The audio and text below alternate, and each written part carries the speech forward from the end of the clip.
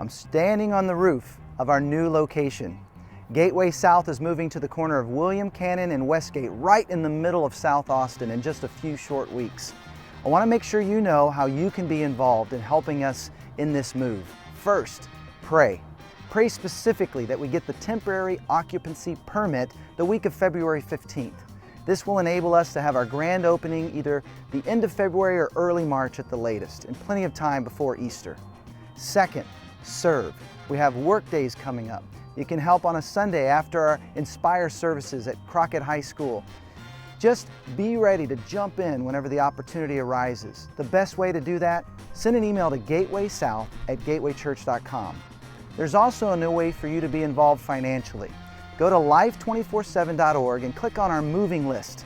You can choose a couch or give towards a rug or furnish an entire kids' room.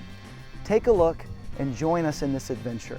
The goal is not just to move into a space, but that this space would be our new home where our family members, friends, neighbors, co-workers can discover the life and freedom that God has for them to experience life 24/7.